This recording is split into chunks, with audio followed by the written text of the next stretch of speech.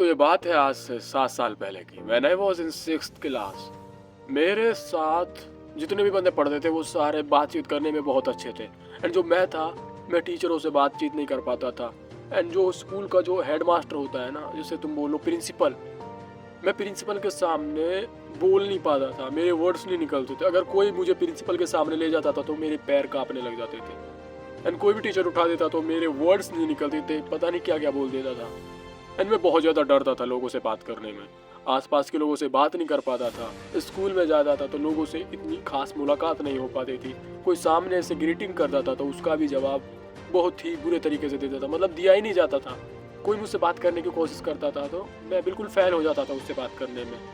मैं टीचरों से डरता था, आसपास के लोगों से डरता था, किसी से बात नहीं कर पाता था, सामने से नहीं बोल पाता था। इवन दो मैं जो बाल काटने वाला नाई होता है उससे भी ये नहीं बोलता था कि ऐसे बाल काट दो, ये कर दो, वो कर दो। जैसे काट दिया ठीक है, पैसे दे के आ गया। मैं सब्जी वाले से बात नहीं कर पाता था ढंग से।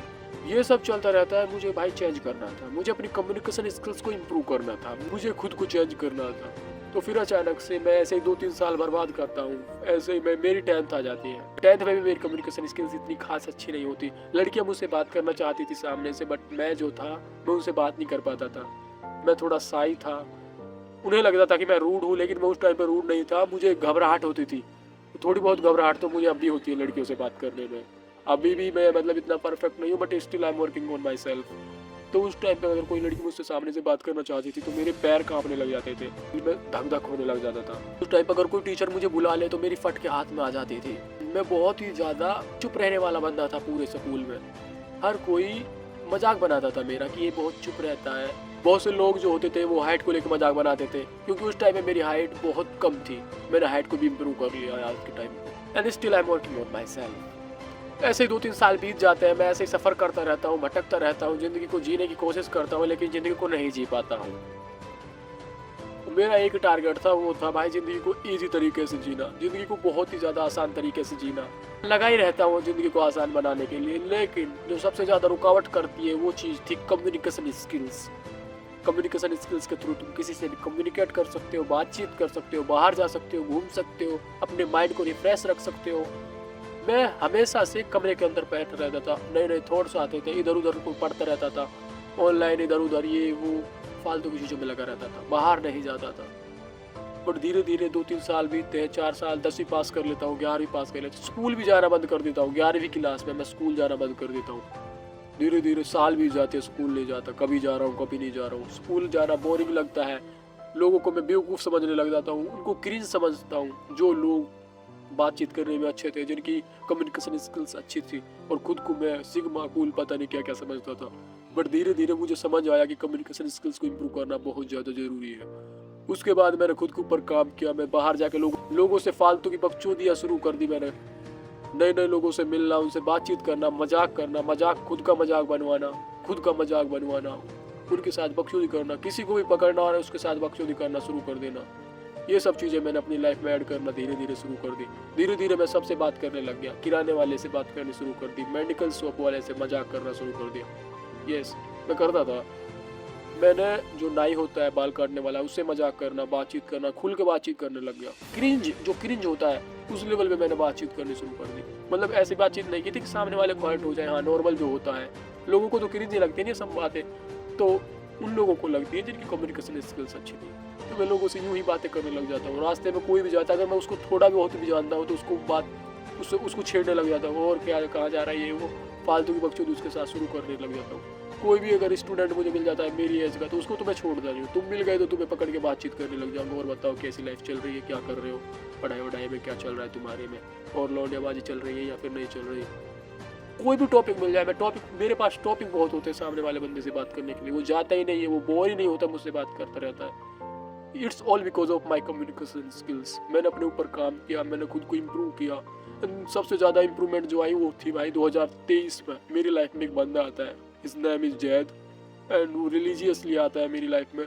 मुझे बहुत ज़्यादा हेल्प करता है, सपोर्ट करता है। मैं खुद के ऊपर काम कर ही रहा होता हूँ, बट सडनली वो मेरी लाइफ में आता है और एक पुश मिलता है मुझे उसकी वजह से। एंड अब भी वो मेरी मदद कर रहा है, काफ़ी चीज़ों में उसने मेरी मदद करी, माइंड सेट के थ्रू एंड इमोशनली और वर्कआउट करने के लिए वो मुझे प्लेग्राउंड में ले जाता था, प्रैक्टिस करते थे, तो उसके साथ मेरी कम्युनिकेशन स्किल्स बहुत ज़्यादा इंप्रूव हुई। हम दोनों मजाक बनाते थे, लोगों का मजाक करते थे नॉर्मली, मतलब हमारी इंटेंशन ये नहीं होती कि सामने वाले को जलील करें, बस नॉर्मली मजाक बनाना, खेलना कूदना, ये सब बातचीत करना। And everyone is saying like they are बकचोद।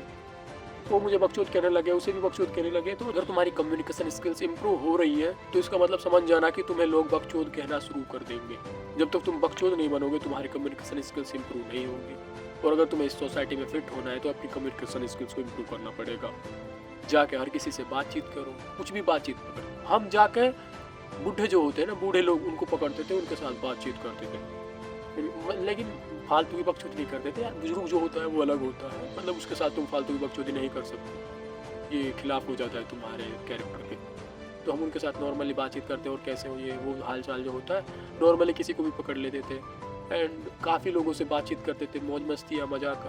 2023 2024 इन 2 सालों में मैंने अपनी कम्युनिकेशन स्किल्स को बहुत ज़्यादा इंप्रूव किया है, बहुत हाई लेवल पे। एंड स्टिल 2025 में मैं खुद के ऊपर काम कर रहा हूँ और अभी मैं इतना परफेक्ट नहीं हूँ। अगर मैंने सोच लिया कि भाई मैं तो परफेक्ट बन चुका हूँ तो मैं बिल्कुल माइनस में चला जाऊँगा। मैंने जितनी भी मेहनत की है उसका कोई फ़ायदा नहीं होगा।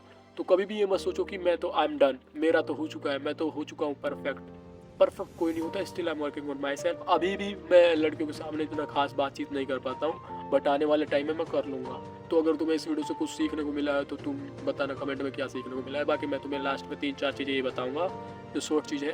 पहली चीज़ कि अपने घर में मत रहो, कमरे में मत रहो, घर से बाहर निकलो। दूसरी चीज़, घर से जब तुम बाहर निकलोगे तो ऑटोमेटिकली तुम्हारी कम्युनिकेशन स्किल्स इंप्रूव होना शुरू हो जाएंगे। चुप मत रहो बाहर जाके। दूसरी चीज़ तुम्हें करनी है, चुप मत रहो, कुछ ना कुछ बोलते रहो, अपने ओपिनियंस दो, कुछ ना कुछ निकालते रहो मुंह से। वो बेइज्जती होगी, मैं मान रहा हूँ तुम्हारी बेइज्जती होगी, कभी कभी तुम्हारी बेइज्जती होगी, बट होने दो, वो चली जाएगी, वो टाइम चला जाएगा। आने वाले टाइम में तुम बहुत बेस्ट हो जाओगे, तुम्हारी कम्युनिकेशन स्किल्स बहुत ज़्यादा इंप्रूव हो जाएंगे। बाहर जाओ, बाहर जाके चुप मत रहो, बोलते रहो कुछ ना कुछ। स्पीक एनीथिंग, बोलो, कुछ भी बोलो भाई, किसी भी चीज़ में अपना ओपिनियन दो। चुप मत रहो। सिग्मा लोग चुप रहते हैं, अरे माँ की चुप तुम्हारी, सिग्मा लोग चुप रहते हैं। ये सब चीज़ें चूते बनाने के लिए होती हैं, इन चीज़ों को फॉलो मत करना। सिग्मा लोग चुप रहते हैं। जहाँ चुप रहना पड़े वहाँ पे चुप रहो। अगर तुम्हारी महफिल नहीं लग रही है तो वहाँ पे दूसरों की महफिल में क्यों बोल रहे हो। जहाँ पे तुम्हारे यार दोस्त हो, तुम जिनको जानते हो, उनके सामने खूब बकचोदी करो, खूब बातें करो। They will not going to जज यू। जितने भी लोगों को पकड़ सको पकड़ो और उनके साथ बकचोदी करो। मैं तो किसी को भी पकड़ लेता हूँ। IITI कोई बंदा कर रहा है तो उससे पूछने लग जाता हूँ क्या होगा, कैसे होगा, कोपा, कंप्यूटर साइंस, ये वो सब चीज़ें सारी बकचोदी करता हूँ। किसी को भी पकड़ लूँगा, कोई ग्रेजुएशन कर रहा है, कोई नीट की तैयारी कर रहा है, उससे बकचोदी करूँगा। नीट में कितने नंबर आते हैं, मैं नीट क्रैक कर दूंगा कि नहीं कर दूंगा। 10th फेल को पकड़ लेता हूँ, भाई मैं 10th में पास कैसे हो सकता हूँ, ये वो, मतलब सारी बकचोदियाँ करता हूँ। और लोगों को आदत है एडवाइसेस देने की, तो लोगों से एडवाइसेस मांगो और उनसे बकचोदी करो। तीसरी चीज़ मैं यहाँ पे तुम्हें बताने वाला हूँ, जो भी बंदा तुम्हें मिले उसके साथ बकचोदी करो, दबा के, पेल के बकचोदी करो, रुको मत। मौका मिले बकचोदी करने का तो दबा के करो।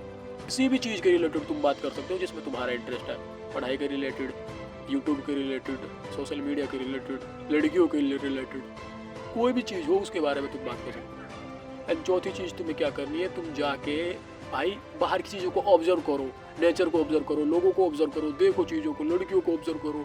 एंड ऑब्जर्व करने के बाद तुम्हें रियलाइज़ होगा कि हाँ इस चीज़ को मैं ऐसे कर सकता हूँ। तुम्हारे पॉइंट ऑफ व्यू निकलेंगे, इस चीज़ को ऐसे किया जा सकता है, लड़कियों से बात ऐसे की जा सकती है, लड़कों से ऐसे की जा सकती है, एंड बूढ़े लोगों से ऐसे बात की जा सकती है। चौथी चीज़ जो तुम्हें करनी है वो है अपना पॉइंट ऑफ व्यू निकालना है। और उसे तुम निकालोगे जब तुम बाहर जाके चीज़ों को ऑब्जर्व करोगे। तो जाके चीज़ों को ऑब्जर्व करो और अपना पॉइंट ऑफ व्यू निकालो, अपना ओपिनियन निकालो उन चीज़ों के रिलेटेड। जैसे ये क्या खड़ा है, इसके बारे में अपना ओपिनियन निकालो, इसके बारे में सोचो, बातें करो इसके बारे में खुद से। जो भी ये चीज़ है इसके सामने खड़े होकर जो भी है ठीक है, तुम्हें दिख रहा होगा।